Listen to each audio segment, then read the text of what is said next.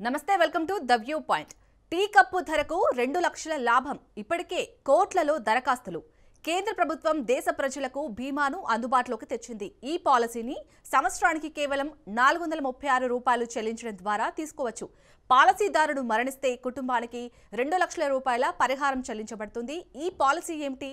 ఎలా దరఖాస్తు చేసుకోవాలి? కరోనా తర్వాత ఆరోగ్యం, జీవితం మరియు ప్రమాద బీమా పాలసీలకు డిమాండ్ విపరీతంగా పెరిగింది. కరోనా సృష్టించిన విధ్వంసం కారణంగా ఆరోగ్యంపై దృష్టి సారించే వారి సంఖ్య పెరిగింది. దీనితో వారు తమ మరియు వారి కుటుంబ సభ్యుల సంక్షేమం కోసం ఆరోగ్యం మరియు జీవిత బీమా వంటి పాలసీలను తీసుకుంటున్నారు. దీంతో అనేక కొత్త బీమా కంపెనీలు పుట్టుకొస్తున్నాయి.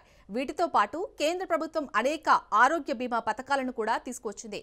అందులో భాగంగా ప్రధానమంత్రి జీవన్ జ్యోతి బీమా యోజన పాలసీ ఉంది.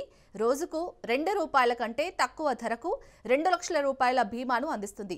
పాలసీదారుడు ఏదైనా కారణం వల్ల మరణిస్తే కుటుంబానికి 2 లక్షల రూపాయలు లభిస్తాయి. ఈ అద్భుతమైన పాలసీ వివరాలను ఇక్కడ చూడండి.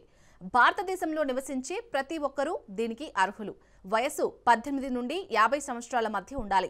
ఎల్ఐసితో సహా అన్ని బ్యాంకులు ప్రభుత్వ అనుమతితో ఈ పాలసీని అందిస్తున్నాయి. మీరు బ్యాంకులను సంప్రదించడం ద్వారా ఈ పాలసీని తీసుకోవచ్చు. ఈ పాలసీ ఆర్థిక శాఖ ఆధ్వర్యంలో నడుస్తుంది. పాలసీదారుడికి పొదుపు ఖాతా ఉండాలి. ఏటా ₹436 చెల్లించాలి. ఇవి ప్రతి సంవత్సరం మీరు అందించే పొదుపు ఖాతా నుండి స్వయంచాలకంగా డెబిట్ చేయబడతాయి. పాలసీ తీసుకున్న తర్వాత పాలసీదారుడు ఏదైనా కారణం వల్ల మరణిస్తే కుటుంబానికి 2 లక్షల రూపాయలు ఇవ్వబడుతుంది. ఈ పాలసీ తీసుకోవడానికి ఎటువంటి వైద్య పరీక్షలు అవసరం లేదు. మీకు నచ్చిన బ్యాంకులకు వెళ్లి మీరు సులభంగా పాలసీని తీసుకోవచ్చు. పోస్ట్ ఆఫీసులో కూడా తీసుకోవడం సాధ్యమే. జూన్ 1 నుంచి మే 31 వరకు పాలసీ చెల్లుతుంది. జూన్ 21 తర్వాత మీ ఖాతాలో నగదు లేదా ఆటో డెబిట్ లేకపోతే పాలసీ పునరుద్ధరించబడదు. మీరు మళ్లీ పాలసీ తీసుకోవాలనుకుంటే మీరు కొత్తది తీసుకోవాలి. గత సంవత్సరంలో చెల్లించిన డబ్బు తిరిగి చెల్లించబడదు. కొత్త పాలసీ తీసుకున్న వారికి 1 నెల వేచి ఉండే కాలం ఉంటుంది. ఈ సమయంలో ప్రమాదవశాత్తు మరణించిన వారికి మాత్రమే బీమా లభిస్తుంది.